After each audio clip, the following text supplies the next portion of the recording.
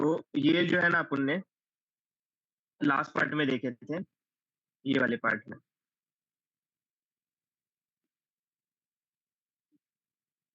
मैं 4 को लेक्चर नहीं लिया था ना भाई, आज से 2 दिन पहले नहीं लिया था मैंने 4 को लेक्चर।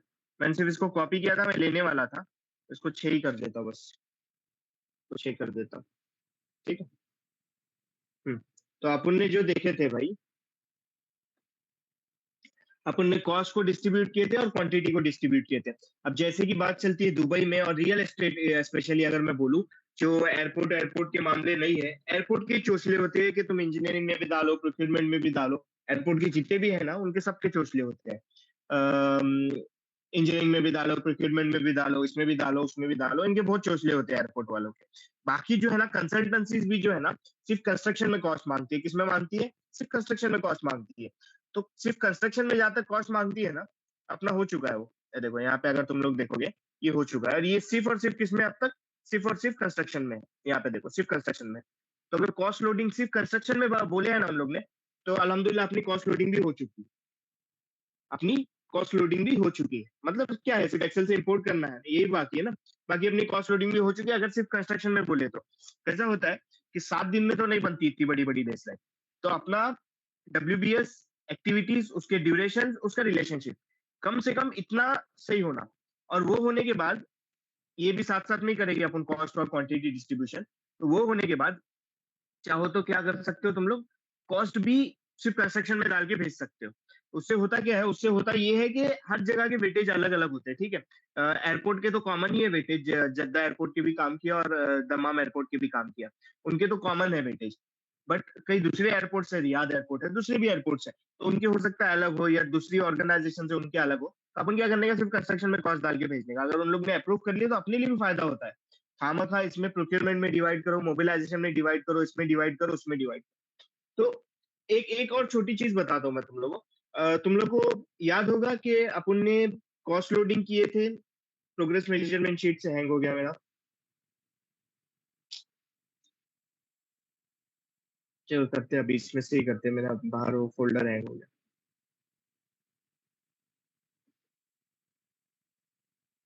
हाँ बोलना अल्तमश, क्या बोल रहा था?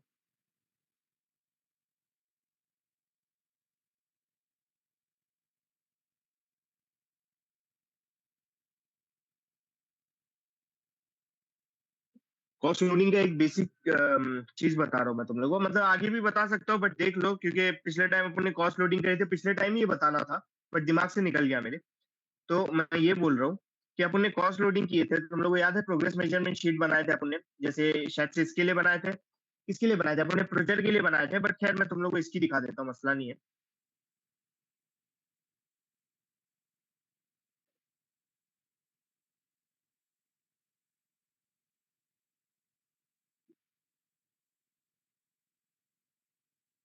इतना अंदर ओपन होगा नहीं, बहुत अंदर अंदर सेव किया मैंने, उसको भी सही करना है मेरे को।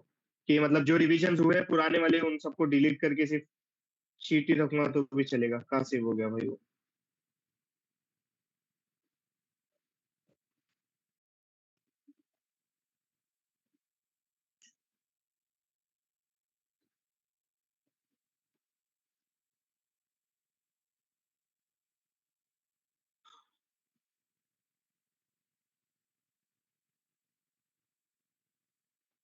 हम्म। अभी देखो कंस्ट्रक्शन का तो तुम लोग के पास कॉस्ट है, कंस्ट्रक्शन का दिक्कत नहीं है। मैं तुम लोगों को क्या बोला था कि शॉप ड्राइंग सबमिशन का जो भी है परसेंटेज, जैसे 5%, 3%, जो भी यहाँ पे है, 5%, 5%, ये सब डालना होता है अपने को। Shop drawing submission, approval, procurement, ये सब का डालना होता है। तो क्या इसका कोई आसान तरीका है? कि मतलब देखो ना, मैं तुम लोग को छोटा प्रोजेक्ट प्रोजेक्ट का बताया था, तो अपन एक कॉस्ट यहाँ से ऐसा कॉपी कर रहे थे, फिर उधर जाके पेस्ट कर रहे थे, तो कोई आसान तरीका है? देखो, एक चीज मैं तुम लोग को बताता हूँ कि जितने भी मटेरियल्स अपने बीओक्यू में होते हैं ना, जितनी अपन कंस्ट्रक्शन एक्टिविटीज बनाते हैं, उतनी पूरी एक्टिविटीज आप प्रोक्योरमेंट में नहीं डालते। बात समझ में आ रही है? उतनी पूरी एक्टिविटीज अपन ड्राइंग्स में नहीं डालते, चलो ड्राइंग्स का छोड़ो, प्रोक्योरमेंट की बात करो।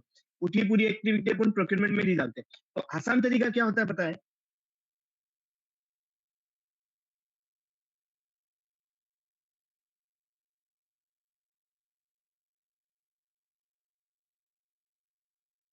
हाँ हाँ। फिर हाँ, मैं इसीलिए मैं भी रिकॉर्ड कर रहा हूँ। तो अपन आसान तरीके से कैसा करते पता है? देखो अपने को वेटेज मालूम है। अपने को क्या है वेटेज मालूम है। उस वेटेज के हिसाब से अपन एक रफ अप्रोक्सीमेट परसेंटेज लेके डायरेक्टली डाल देते प्रोक्यूरमेंट वो सब में। बात समझ में आ रही है? नहीं आ रही? मैं बताता हूँ कैसे। ये देखो, कंस्ट्रक्शन का है अपना। कंस्ट्रक्शन के सब के आगे में क्या लिखूंगा पता है? 0.6 लिखूंगा। 0.6 60% है ना कंस्ट्रक्शन में। बाकी 40% अलग अलग, 60 नहीं 40% है आई थिंक सो कंस्ट्रक्शन में। 0.4 लिखूंगा। एक मिनट रुक जाओ, अपन एक बार वेरीफाई कर लेते। 40% है जितना मेरे को याद है।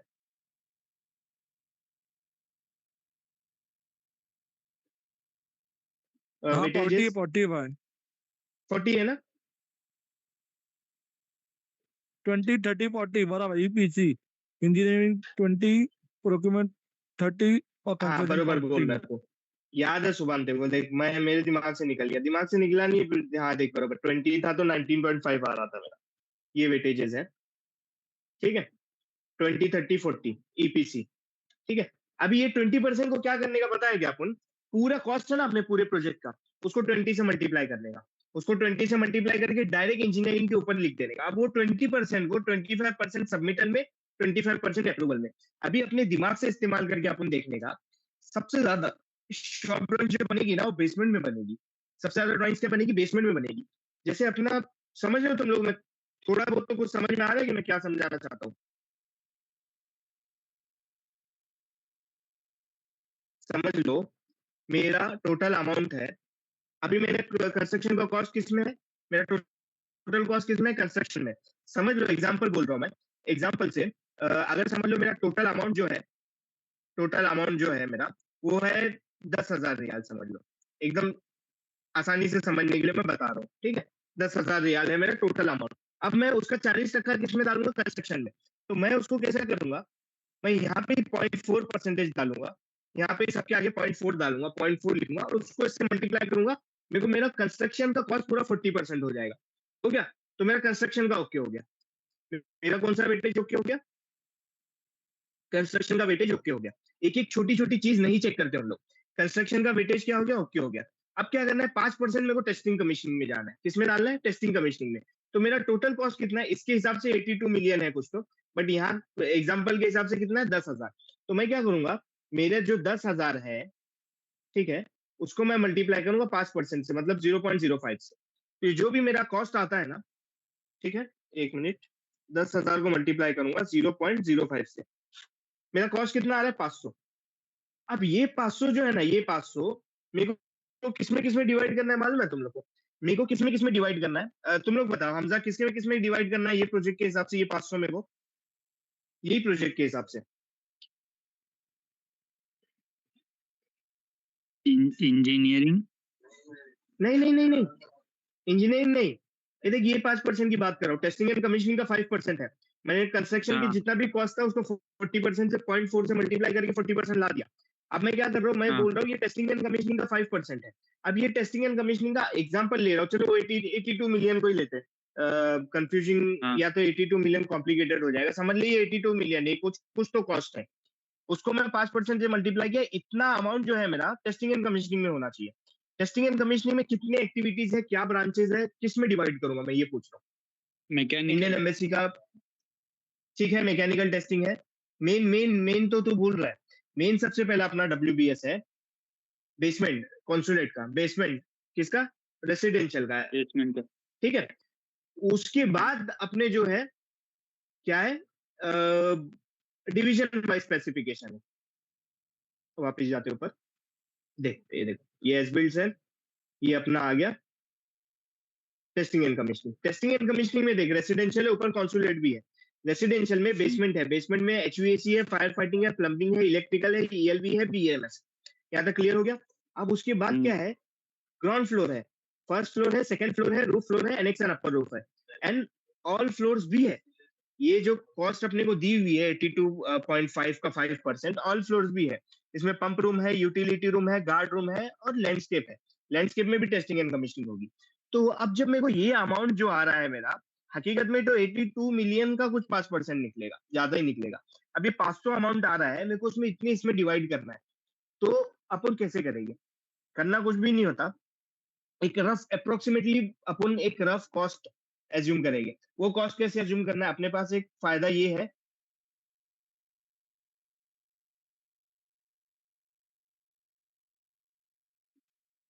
अपने पास फायदा ये है कि अपने पास ना बीओक्यू डिवाइडेड है, डिवीजन वाइज है। अगर नहीं भी है तो अपने पाइवट टेबल बनाए, अपने पास कोई मसला नहीं। एग्जांपल बोल रहा हूं मैं, अगर बीओक्यू में मेरा पूरा एचवीएसी का कॉस्ट, एग्जांपल, हाँ, पूरा एचवीएसी का कॉस्ट आ रहा है, समझ लो 1000 दिया, ठीक है, पूरे एचवीएसी का कॉस्ट, पूरे एचवीएसी का।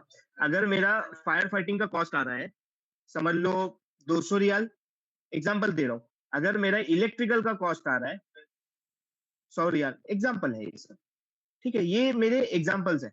और ये तो हो गया डिवीजन वाइज। सबसे पहला मेरा कॉन्सुलेट बिल्डिंग और रेसिडेंशियल बिल्डिंग, तो अपन ने 60-40 तो उसको ऑलरेडी ले चुके। तो कॉन्सुलेट और रेसिडेंशियल का टोटल 76 मिलियन का है टोटल। मेन बिल्डिंग दो बिल्डिंग्स में डिवाइडेड है, कॉन्सुलेट और रेसिडेंशियल। उसमें फिर basement, ground floor, first floor, second floor, row floor and upper row floor है। तो वो 76 मिलियन है। तो 76 मिलियन का 0.4%, 40% मैंने कॉन्सुलेट को दिया, ठीक है, और 0.6% किसको दिया हूं मैंने, रेसिडेंशियल को दिया हूं। यहां से मेरे को दो वेटेज मिले, 0.4, 0.6। इसको मैं मल्टीप्लाई करूंगा 76 से। रेसिडेंशियल बिल्डिंग में मेरे को कितना टेस्टिंग कमीशनिंग में डालना है मेरे को मालूम पड़ गया। मेरे को क्या मालूम पड़ गया, रेसिडेंशियल बिल्डिंग में, ठीक है, रेसिडेंशियल बिल्डिंग में काम करता हूँ, मैं इसको पूरा कोलैप्स ऑल करता हूँ ताकि मैं फिर सिर्फ टेस्टिंग एंड कमीशनिंग देख सकूं। रेसिडेंट कॉन्सुलेट बिल्डिंग में यहाँ टोटल कितना अमाउंट आना चाहिए कॉन्सुलेट में, ये मेरे को मालूम है, 40% ऑफ 76 मिलियन। एंड रेसिडेंशियल में कितना परसेंट ऑफ कितना, वो मेरे को मालूम पड़ गया। ऑल फ्लोर्स में सिर्फ एलिवेटर है, तो एलिवेटर का कॉस्ट उसमें से डालने का और इन दोनों में से वो माइनस कर देने का। पंप रूम का कितना कॉस्ट है उसका 5% ले ले, यूटिलिटी रूम का कितना कॉस्ट है उसका 5% ले ले, गार्ड रूम का कितना है उसका 5% ले ले, लैंडस्केप का कितना है उसका 5% लेके यहाँ पे डाल दे। बात समझ में आई। अब ये तो चलो डब्ल्यूबीएस था अपने पास, तो अपन का अपना हो गया, अपन ने बीओक्यू के हिसाब से 5-5% लेके सब एक्टिविटी के सामने कॉस्ट डाल दिए। अब मेरे को बताओ यहाँ पे टेस्टिंग एंड कमीशनिंग के हिसाब से कॉस्ट डिस्ट्रीब्यूशन सबसे ज्यादा कहाँ पे होगा, सबसे कम कहाँ पे होगा, एक अप्रोक्सीमेट मेरे को परसेंटेज बता, अल्तमश तू बता।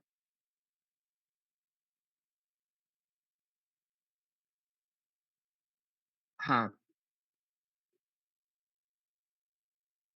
कितना रहेगा बेसमेंट में, एक एग्जांपल बता कितना रहेगा बेसमेंट में।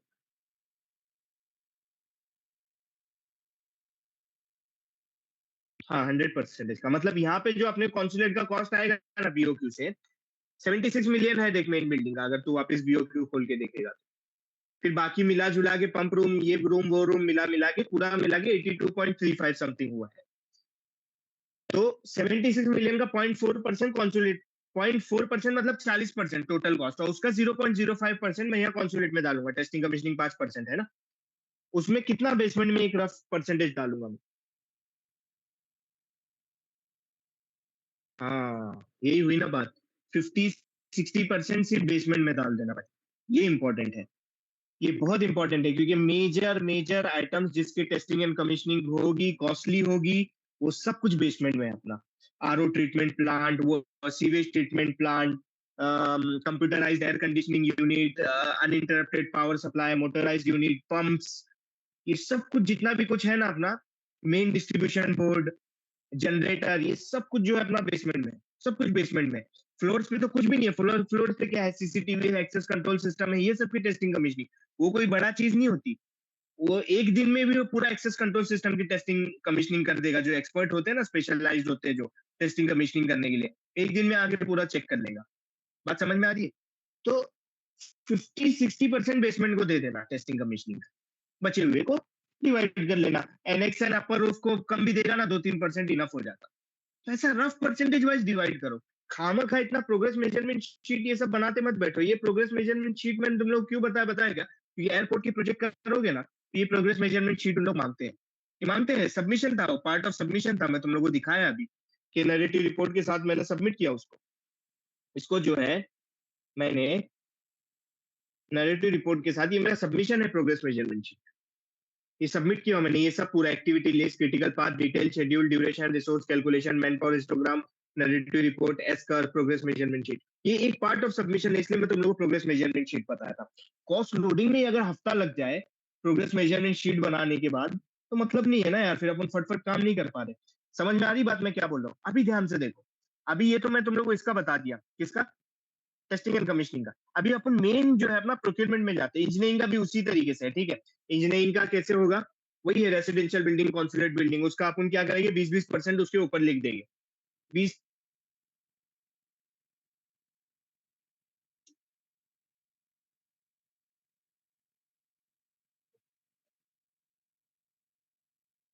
ठीक है? उसका क्या करेंगे अपन, 20-20% लिख देंगे वहाँ ऊपर। अब 20% लिखने के बाद मैं क्या करूंगा, टोटल कॉस्ट का मतलब जो भी मेरे पास बीओक्यू है, कॉन्सुलेट बिल्डिंग, रेसिडेंशियल बिल्डिंग मिला के मैं 76 मिलियन बोला। 76 मिलियन का 25% शॉप ड्राइंग सबमिशन में डालना है देखो। 25% नहीं, उसका 20%। 76 मिलियन इंटू 0.2 इंटू 0.25, वो कॉस्ट जो है मेरे को शॉप ड्राइंग सबमिशन में डालना है, और शॉप ड्राइंग अप्रूवल अप्रूवल में डालना है। अब शॉप ड्राइंग सबमिशन अप्रूवल में तो मैं डाल दिया। अब तुम लोग को ये देखना है कि शॉप ड्राइंग सबमिशन में मैं ज्यादा, सबसे ज्यादा किसमें डालूंगा। अच्छा, एक और चीज रहेगी अपनी टेस्टिंग एंड कमीशनिंग में, तो ये सही बोला अल्तमश, कि बेसमेंट में 50-60% होगा। अब 50-60% में से सबसे ज्यादा परसेंटेज रफ वेटेज में किसको दूं, इनमें से किसको दूं?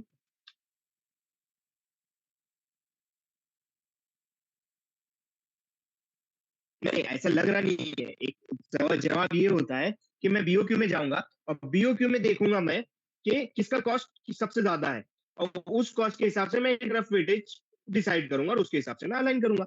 अभी जैसे अपन जाते हैं उसमें अपना इसमें बीओक्यू में, आप फाइनल समरी में भी जा सकते हैं अपन, बट पहले अपन मेन बिल्डिंग की समरी देखते हैं। मेन बिल्डिंग में है ना, अब मेन बिल्डिंग की समरी देखते हैं, या अपने पिवट टेबल में चले जाओ, कोई दिक्कत नहीं है, ठीक है? अब यहाँ पे देखो, टोटल समरी ओपन किया हुआ मैंने। अब यहाँ पे देखो तुम लोग, कैसे वेटेज निकालेगा वो सब मैं बताता हूँ तुम लोग को, एक मिनट। हाँ, ये देखो, यहाँ पे देखो, ये अपना है इलेक्ट्रिकल, ये ईएलवी है, दोनों मिला के ये इलेक्ट्रिकल है, ये एचवीएसी है, ये प्लम्बिंग है। अब तूने सबसे ज्यादा प्लम्बिंग और इलेक्ट्रिकल में बोला, बट इलेक्ट्रिकल से ज्यादा है, देख यहाँ पे प्लम्बिंग है भाई। फायर फाइटिंग सबसे कम है। तो एक रफ वेटेज अपने को निकालना है। कैसे निकालेगा? अपने को एक वेटेज चाहिए, ताकि मैं उस वेटेज से मल्टीप्लाई करूं, उसी वेटेज को लेके मैं टेस्टिंग कमीशनिंग में डालूंगा। बात समझ में आ रहा है? अभी देखते हैं कैसे निकालते हैं रफ वेटेज। कुछ नहीं करना है अपने को, यहाँ से लेके जो है ना, यहाँ तक सम करने का पूरा, यहाँ से लेके जो है ना यहाँ तक पूरा सम करने का।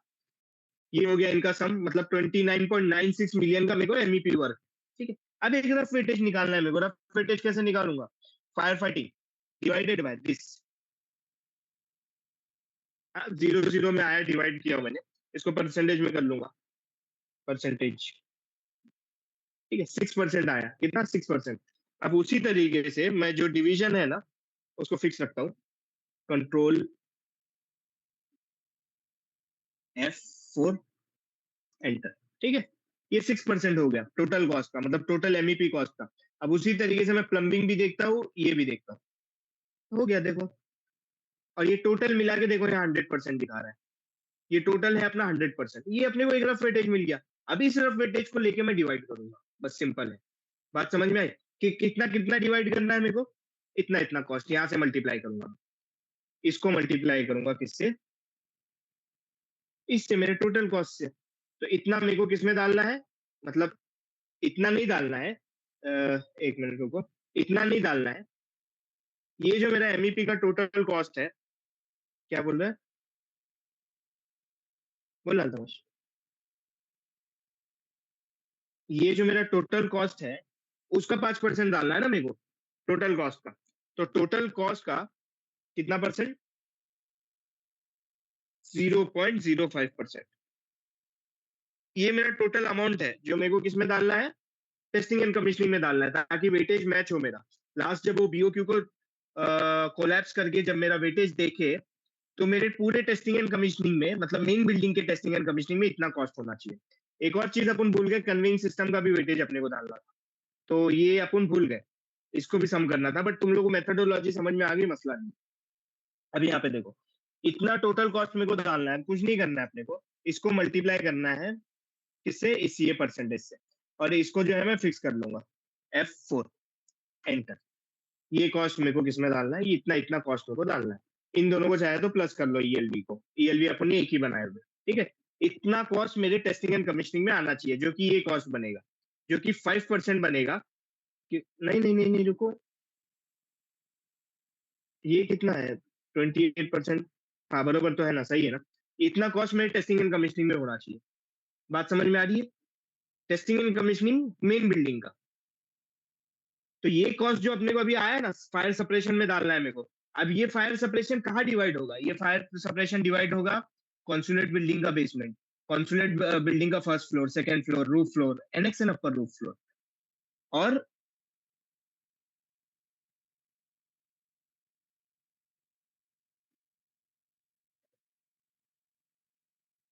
और क्या?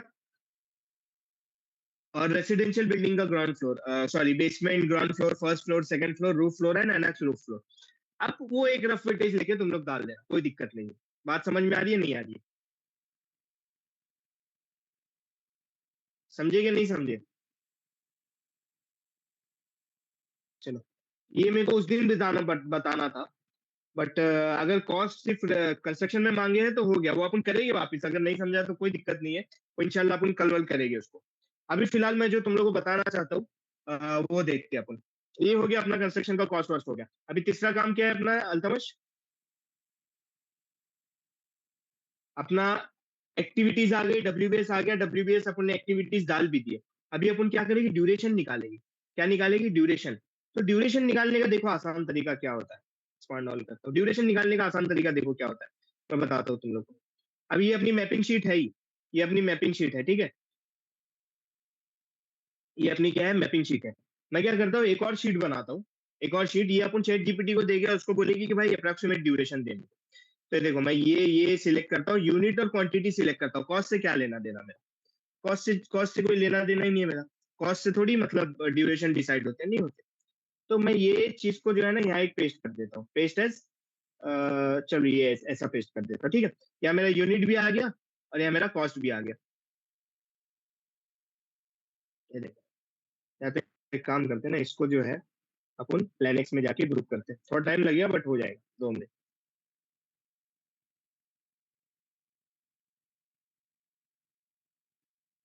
हाँ तमश।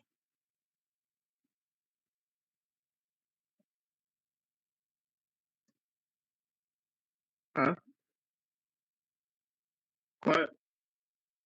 क्वांटिटी सब में डाले अपन ने। अच्छा, कुछ कुछ कंस्ट्रक्शन एक्टिविटी का नहीं डाले ना, वही मैं प्रॉम्प्ट अभी बताने वाला हूँ। जैसे हैंगर्स एंड सपोर्ट अपने को नहीं मालूम है उसकी क्वांटिटी कितनी है।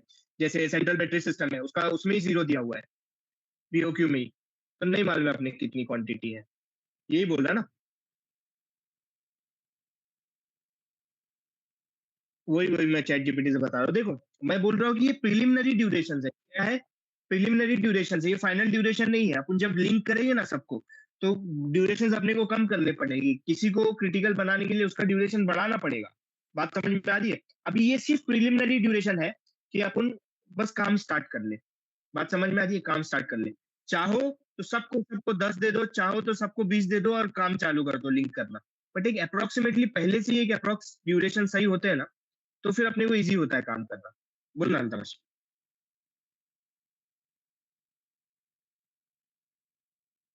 हाँ फाइनल डेट पता है, तो बट अभी लिंक नहीं किया है ना, अपने को नहीं पता कि कितना ड्यूरेशन जाएगा इसको लिंक करने के बाद। अभी अपन ने रिलेशनशिप दिए नहीं है। हाँ हाँ हाँ, 800, 800 डेज है। हाँ 800 कैलेंडर डेज है, ठीक है। तो वो सब अपने को प्रॉम्प्ट देना है। देखो अभी अपन ने ये बना लिया। अब मैं अपन ने इसको क्या करने का, मैं इसको यहाँ पे क्लिक करता हूँ और लिखता हूँ मूव और कॉपी, ठीक है। और मैं इसको बनाता हूँ एक न्यू बुक बना रहा हूँ और लिख रहा हूँ एक क्रिएट कॉपी।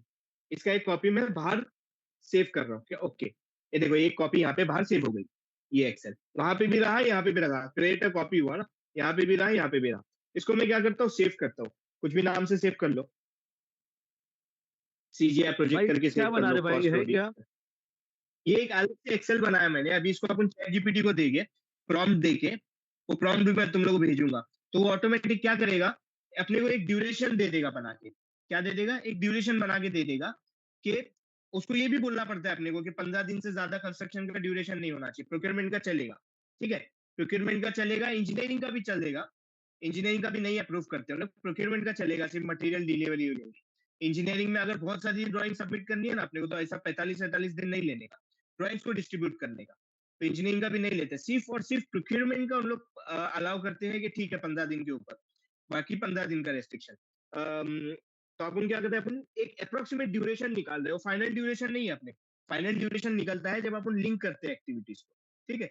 आगे चले जाता है। मेरा जो अभी मैंने शेड्यूल सबमिट किया 90 डेज का था, 3 मंथ्स का ही था, बट मेरा ड्यूरेशन कितना गया पता है, -200 गया था। मतलब वो 90 डेज तो वही रहे, और 200 माइनस में चला गया, मतलब 290 डेज का ड्यूरेशन हो गया। फिर उसको पीछे किया, क्योंकि वैसी रिलेशनशिप देते हैं। मैं सब बताता हूँ तुम लोगों को, आगे आगे समझ में आएगा तुम लोग को। मैं अभी इस तरीके से लिखता हूँ, ड्यूरेशन फॉर सीजीआई। सीजीआई मतलब कॉन्सुलेट जनरल ऑफ इंडिया।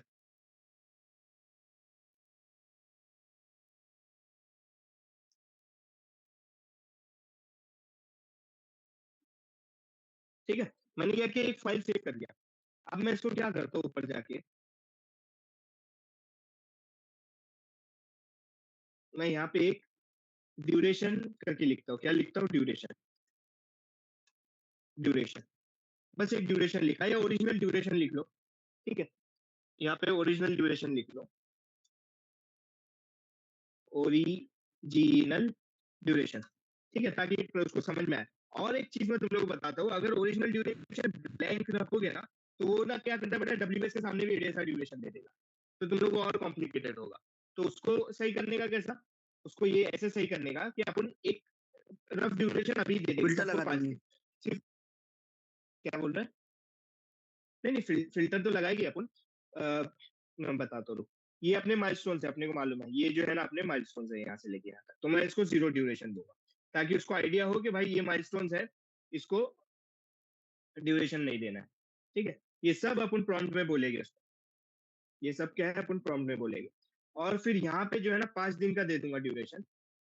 और यहाँ पे भी जो है, टैब टैब टैब टैब, कौन सा था, ये अपना यूनिट था, ये क्वांटिटी था, ये ड्यूरेशन था, ये 5 दे दिया, ठीक है। इसको कंट्रोल सी दबाया, और यहाँ पे सबको मैंने क्या कर दिया, 5 दिन ड्यूरेशन दे दिया, जैसे अपने प्राइमरी ऑटोमेटिक देता है। तो अभी मैं इसको सेव कर दिया। सेव करने के बाद मैं इसको क्या करूंगा, अभी के लिए फिलहाल इसको बंद कर दो। सेव करने के बाद मैं इसको क्या करूंगा, चैट जीपीटी पे डालूंगा। बस 5 दिन क्यों नहीं पर तू, मतलब समझा नहीं। अच्छा, ये क्या करता है, चैट जीपीटी क्या करता है, देख अपने अपने को ड्यूरेशन किसके सामने चाहिए, एक्टिविटीज की ड्यूरेशन चाहिए ना अपने को। डब्ल्यूबीएस के हाँ। ऊपर कितना ड्यूरेशन आता है वो तो प्राइमर ऑटोमेटिक कैलकुलेट करेगा। 5 दिन एक रफ दिया रे, 5 की जगह तू 0 मत देना, बस 1 दे दे, कोई दिक्कत नहीं है, 2 दे दे, कोई दिक्कत नहीं, 3 दे दे। मतलब सिर्फ प्राइमर को ये मालूम पड़े कि ये एक्टिविटी के सामने ड्यूरेशन चाहिए। हाँ, इसलिए, क्या बोल रहे भाई? समझा। अरे सुभान, चैट जीपीटी को मालूम पड़ना चाहिए कि ड्यूरेशन अपने को वहीं पे डालना है, कहीं और दूसरी अच्छा। जगह नहीं डालना है कि डब्ल्यूबीएस को डाल देगा वो और किसी और को डाल देगा। ये सब ओके चीजें मेरे ओके। ट्रायल एंड एरर है, मतलब तू अगर तू डाल के देख ले, अगर कुछ भी नहीं डाल के वहां डाल के देख ले, वो डब्ल्यूबीएस के सामने डाल के दे देगा, कभी एक्टिविटी के सामने नहीं डालेगा। जितना हो सकता है डेटा क्या बोलते हैं उसको, सिग्रीगेट करके दो उसको। हाँ, देखो अभी मैं तुम लोग को बता रहा हूँ, 30 से ज्यादा शेड्यूल बना चुका भाई मैं, तो मेरे को आइडिया है। इवन इसके भी ड्यूरेशन मैंने अभी ऐसे ही निकाला, अभी उसके इसके भी ड्यूरेशन ऐसे ही निकाला मैंने, जो अभी शेड्यूल बना है। ये रफ होते हैं भाई, ये फेयर नहीं होते। फेयर अपन बाद में बनाएंगे, जब लिंक करने के बाद अपने को ड्यूरेशन कम करना होगा, सब बताऊंगा। अभी फिलहाल अपने क्या करना है, क्या चीज, ये बोल रहा है, ये तो पेड लिया था तब की बात है, ये सीजीआई का जब प्रोजेक्ट बनाया था ना तब की बात है, मैं दिखाया भी तो था, लोकेशन लोकेशन में ड्राइंग्स डाल के निकालता था। बट खैर वो सब जाने दे, अभी अपन ऑफ टॉपिक चले आएंगे। ये देखो ड्यूरेशन, सीजीआई वाला मैं क्या कर रहा हूँ, एक्सेल दे रहा हूँ मैं चैट जीपीटी को। क्यों नहीं आया भाई, ये यहाँ से होता है ना, ठीक है, ये दे दिया। अब ध्यान से देखो प्रॉम्प्ट क्या है, प्रॉम्प्ट दिखाता हूँ मैं पहले तुम लोगों को। हाँ, ये प्रॉम्प्ट हमेशा काम करता है, परफेक्ट काम करता है, बड़ा है थोड़ा बट एक्यूरेट है। देखो, तो सबसे पहले लिखने का, I will upload an Excel file exported from Primavera P6 containing approximately 3,311 activities, जो अपनी activities है, for the consulate residential building project in Jeddah, Saudi Arabia. The project scope includes civil work, structural work, ये सब लिखने का तेरे project का, वो तू चैट जीपीटी से भी लिखा सकता है, यही प्रॉम्प्ट डाल और फिर ऑडियो में चैट जीपीटी को बोल कि मेरा ये प्रोजेक्ट है, ये स्कोप है, इसी को रिवाइज करके दे, इतनी इतनी एक्टिविटीज है, जो चीज चेंज करनी है वो मैं यहाँ लिखा हूँ, बोल्ड किया, ठीक है। इलेक्ट्रिकल ये सब तुम लोग को मालूम है, टेस्टिंग कमीशनिंग ये सब। The Excel file contains activity ID, activity name, unit, quantity and duration, ठीक है। Important notes. The current duration column was generated automatically from Primavera P6. Milestone already have zero duration. इसलिए zero डाला मैंने, already milestone को zero duration दिया हुआ है, तो उसको चेंज मत करना। एंड मस्ट रिमेन अनचेंज्ड, ठीक है। Most non milestone activity currently default duration 5 days। Already Primavera ने उसने डिफॉल्ट कितना ड्यूरेशन दिया हुआ है, 5 दिन दिया हुआ है, which is not realistic, of course not realistic, and must be replaced with reasonable planning duration. Activity relationship is not provided at this stage, therefore estimate, एक मिनट इसको चालू करने दो,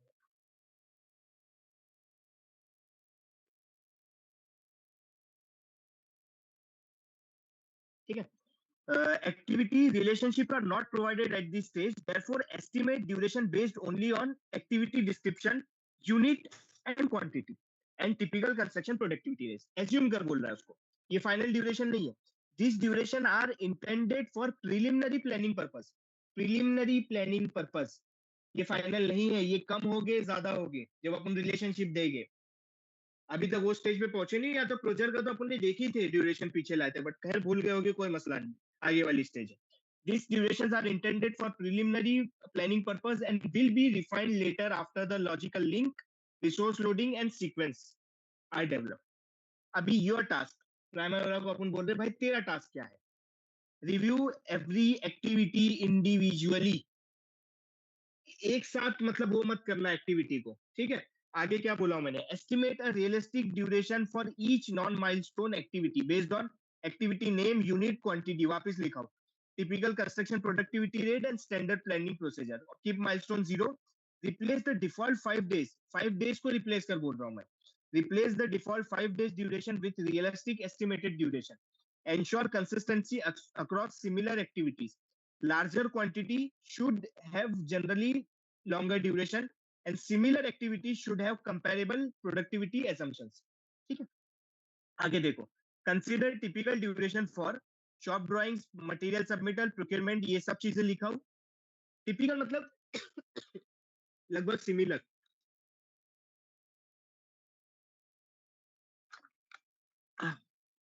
अभी जो शेड्यूल मैंने बना के दिया ना, उसमें शॉप ड्राइंग अप्रूवल जो है ना, उसका ड्यूरेशन लिखा हुआ था 10 days। हम लोग अप्रूवल को 10 days लगाएंगे, फर्स्ट अप्रूवल को, अगर रिवाइज होगा तो सेकंड अप्रूवल को 5 days, तो 10 days, 10 days ही लेना था उसमें, 7 days नहीं कर सकता था मैं, बट इसमें ऐसी कोई कंडीशन नहीं। आगे देखो क्या है, ये इंपॉर्टेंट है, ये इंपॉर्टेंट है। Duration rules, construction activity shawl generally have duration between 1 to 15 days, ठीक है, जीरो नहीं होना चाहिए, 1 to 15 days। No construction, installation, testing, inspection, architecture, etc., landscaping activities should not exceed 15 days duration. If the quantity is very large, assume the work is executed using multiple crew, multiple work fronts, area-wise work and floor-wise work, zone-wise, etc., within 15 days limit. 15 days limit है। Activity exceeding 15 days should be broken down conceptually। ये सब चीजें नहीं भी लिखोगे चलेगा। The following activities may exceed 15 days when justified. Procurement activity, material manufacturing, material delivery, long lead items, shop drawing approvals 15 दिन के ऊपर, मटेरियल सबमिटल्स, ये सब चीजें, मटेरियल सबमिटल ये सब हटा दो, ठीक है, मटेरियल सबमिटल्स भी हटा दो, शॉप ड्राइंग अप्रूवल्स भी हटा दो, ये मैं खुद ही चेंज कर रहा हूँ क्योंकि ये मैं उसमें से रिवाइज कर रहा हूँ, बाकी देता है, ठीक है, consultant review, client review, authority approval, government permits, ठीक है, testing commissioning etcetera etcetera. Testing commissioning में 15 दिन के ऊपर चलता है, कोई मसला नहीं।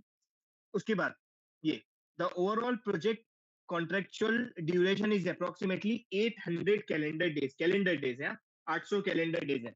While activity relationship are not available, estimate duration in a manner generally consists with a project that could reasonably be executed within 800 calendar days। Relationship नहीं दिया हुआ, ये प्रीलिमिनरी ड्यूरेशन है। Do not artificially force duration to achieve exactly 800 days. Instead, align realistic duration based on scope, quantity, productivity rates. अब output क्या चाहिए मेरे को, ये भी इंपॉर्टेंट है. Return the updated Excel file with the revised duration column. ठीक है, revised duration column completed for all the activities. Do not modify activity ID, activity name, unit, quantity, WBS or any other existing data. Existing data को modify मत कर, मेरे को एक Excel दे. ये दो इंपॉर्टेंट उसको मैंने आउटपुट बता दिया. Update only duration column. Provide की समरी एजम्पशन यूज्ड और ये सब वो नीचे लिख के देता है, साइड में लिख के देता है. वो चाहिए तो शीट को डिलीट कर दो तुम लोग, अगर कुछ चाहिए तो लिख लो. एक साइड में एक एक्स्ट्रा शीट बना के देता है वो कि ये एज्यूम किया हो, ये चीज किया हो मैंने. ठीक है. एनी एक्टिविटी विद अनयूजुअल और डिफिकल्ट टू एस्टिमेट ड्यूरेशन की प्रोडक्टिविटी समरी, मतलब एक एजम्पशन बता और क्यों तूने ये ड्यूरेशन एज्यूम किया ये भी बता, एक साइड में शीट बना के देता है. Any observation regarding missing activity etcetera etcetera. If any activity description is unclear, use the most reasonable construction planning assumption and mention it. Act as a senior planning engineer. मैं उसको बोल रहा हूँ, किसको? चैट जीपीटी को बोल रहा हूँ कि भाई एक्ट कर as a senior planning engineer with extensive experience in Primavera, P6 scheduling etcetera etcetera, ये जो काम होता है for large scale building project. Use practical planning logic and realistic productivity assumption adopted in Middle East. बात समझ में आई? इसमें कोई भी डाउट है? सुभान? हाँ, कोई डाउट है क्या? सुभान अल्तमश. अभी कुछ भी नहीं करना है अपने को, इसको कंट्रोल ऑल्ट करना है, कंट्रोल सी करना है. तुम लोगों को जो चेंज करना है, तुम लोगों को जो बोल्ड में किया हो ना 800 कैलेंडर डेज, 800 डेज, ये सब चीजों को चेंज करना है. 15 दिन से 21 दिन हो. एयरपोर्ट वाले 21 दिन देते हैं, तो उसको 21 दिन कर देना. तो ऐसा करते करते जो है ना, तुम लोगों को एक अप्रोक्सीमेट मिल जाएगा. अब कुछ भी नहीं करना है, इसमें जाके नीचे कंट्रोल वी दबाना है और एंटर दबाना है और वेट करना है थोड़ी देर. ठीक है, थोड़ी देर मतलब 1-2 मिनट लगेगा उसको. तो पूरा इंडिविजुअली जो लिखा हो ना, वो एक वर्ड जो है इतना वेरी करता है. प्रॉम्प्ट भी कभी अगर तुम लोग को चैट जीपीटी को दे रहे हो, तुम लोग एक जस्ट साइड क्वेस्ट बता रहा हूँ कि प्रॉम्प्ट भी अगर कभी दे रहे हो और सही रिजल्ट नहीं आ रहा है, तो क्या करना है, एक अनदर चैट ओपन करना, उसको ही बोलना कि भाई चैट जीपीटी को मेरे को प्रॉम्प्ट लिख के दे, मेरे को चैट जीपीटी पे ही डालने का बोलना उसको. और बोलना मेरे को ये चीज चाहिए बट मैं समझ में नहीं आ रहा, मैं प्रॉम्प्ट कैसे लिखूं. प्रॉपर प्रॉम्प्ट लिख के देता है. वही प्रॉम्प्ट अपन इस्तेमाल करने का मतलब उससे प्रॉम्प्ट लिखा के अपन उसको ही बोल रहे हैं कि भाई ये करके दे, और वो सही रिजल्ट देता है. वापस पूरी चैट में डाल के वो प्रॉम्प्ट देने का, तो सही रिजल्ट देता है. ये देखो उसने बना दिया. Material approval 10 days, material submittal 10 days. ये टिपिकल ड्यूरेशन अपन बोलते हैं ना, ये एक्टिविटी वो टिपिकल ड्यूरेशन क्या है. इसको मैं डाउनलोड करता हूँ डायरेक्ट.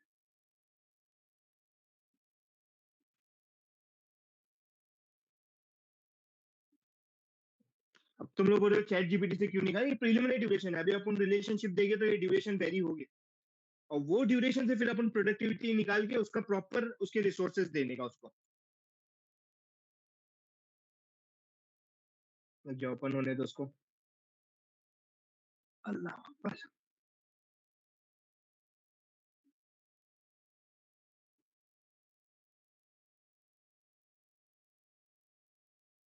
ठीक है, ये ओपन हो गया. अब यहाँ देखो, ओरिजिनल ड्यूरेशन, न्यू क्वांटिटी, जबकि मैं नहीं बोला था बट उसको चेंज नहीं किया, कुछ दूसरा डाल दिया उसने. ठीक है, ये देखो न्यू ड्यूरेशन डाल दिया उसने. ये 5-5 ही रखा, ये 10-10 कर दिया, यहाँ 10 कर दिया, यहाँ 10 कर दिया. मेन अपन जाके नीचे देखना है अपने कंस्ट्रक्शन में क्या किया उसने.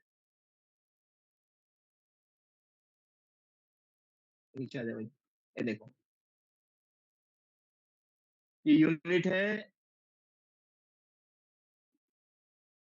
अच्छा, यूनिट है और न्यू, अच्छा न्यू क्वांटिटी तो ऑलरेडी था ना उसमें, पुराने वाले में न्यू क्वांटिटी लिखे थे अपन ने जब उसको मल्टीप्लाई किए थे वेटेज से. कोई चेंज नहीं किया उसने, न्यू क्वांटिटी का कॉलम नहीं डाला है. ये डाला है देखो ड्यूरेशन, ये ओरिजिनल ड्यूरेशन है, ये न्यू ड्यूरेशन है. ये देखो न्यू ड्यूरेशन उसने डाल के दे दिया, 5 दिन है. अबे सब 5 ही दिन, ये 15 दिन डाला. ऐसा क्यों किया भाई? चल ठीक है, ये 7 दिन वो सब किया।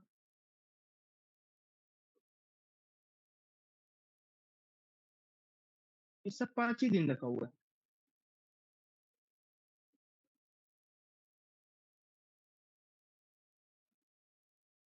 ऐसा तो करता नहीं है।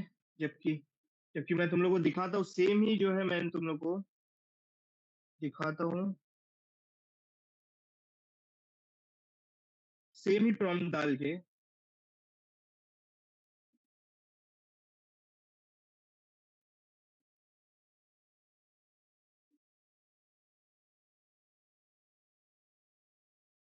ये नहीं, ये ये है।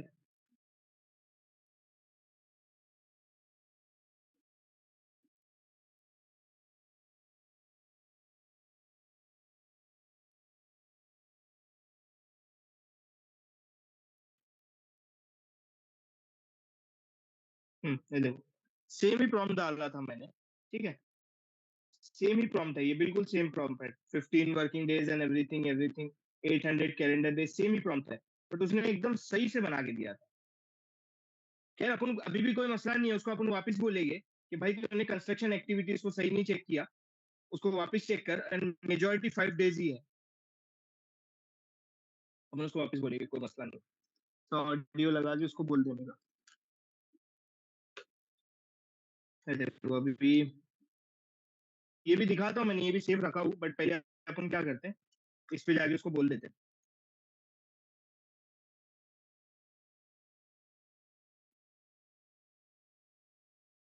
हाँ हाँ, नहीं ठीक है, 2 मिनट में बोलता हुआ अगर हो जाता है, ठीक है ना।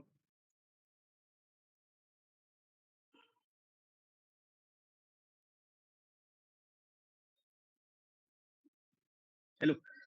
When I reviewed the Excel file you have sent it to me, I see all the construction, majority of the construction duration is 5 days, which is not realistic. Can you revise this based on the above um, prompt what I given to you?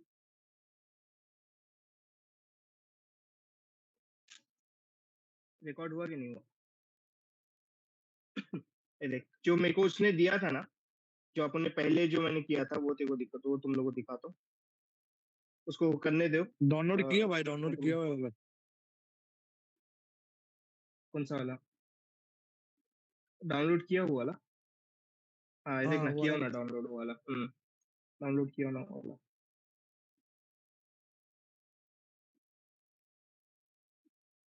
इसको open होने दो। Perfect देता है एकदम।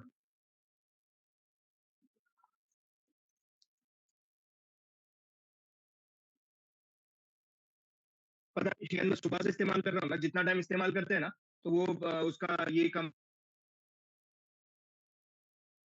हो जाता है, क्योंकि वो नोटिफिकेशन दिखाता भी है, अगर तुम लोग देखोगे वो जो है नोटिफिकेशन भी दिखाता है वैसा, कि जितना टाइम अपन इस्तेमाल, क्या बोलते हैं, उसकी स्पीड और उसकी वो जो कैलकुलेशन कैपेसिटी है ना, उन लोग स्लो कर देते। देख, 21 दिन ये सब चीजें परफेक्ट दिया है। देख यहाँ पे देखो, अगर तुम लोग ये 15 दिन दिया, कौन सा डक वर्क होगा? ऑफकोर्स डक वर्क ज्यादा है, 1264 1265 kg है डक वर्क। ठीक है, आवाज कट रही भाई।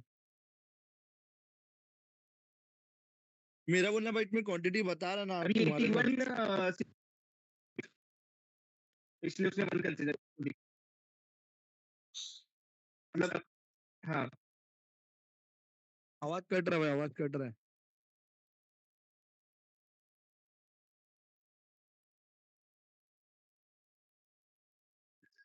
भी आवाज नहीं है। वैसे मैं तो दूसरी लिंक भेजता हूँ, एक लिंक, दूसरी लिंक भेजता हूँ।